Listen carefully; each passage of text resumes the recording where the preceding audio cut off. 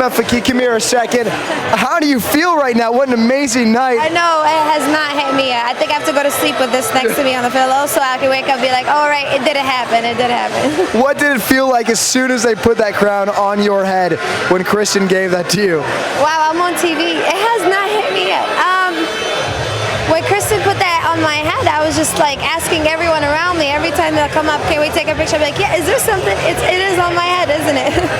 It's still a dream come true. You know, when you work so hard your whole life and then you just finally achieve something, it's still hard to absorb, you know. So. Well, what brought you into pageantry to begin with?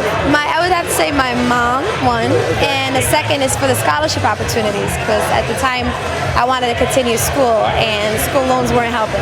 Now listen, I know it's probably hard to remember your question and your answer. Do you remember it at all? I do, because you know why? I was listening to, let's see, I think it was CNN. Okay.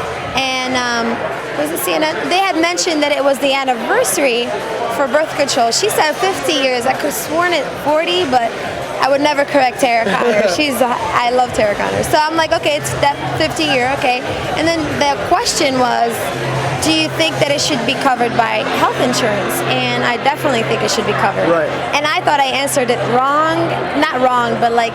incorrectly. Maybe you didn't feel like it was strong enough. Really, it was just like, I said absolutely, and I did mention the fact that it's important to women, and I did mention the fact that it's costly, but I didn't mention the importance of how it controls and decreases abortions. And I just felt like, oh my God, like all that studying and reading and writing what possible questions, I felt like I blew it. And right, so at that moment, I mean, were you like, okay, I blew this, I'm not going to win, there's no way they're going to choose me? I never think negative, ever. I think that's my secret to everything. And I never said I blew it, I'm going to lose. I never, even when I slipped a little bit in my evening gown, by the way, long story about that one.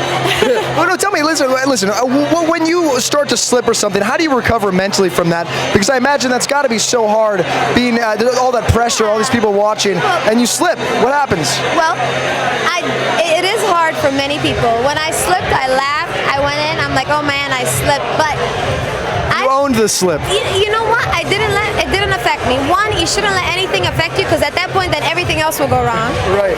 And when they see it affected you, they're gonna really know something went wrong. That's why I try not to show it in my face.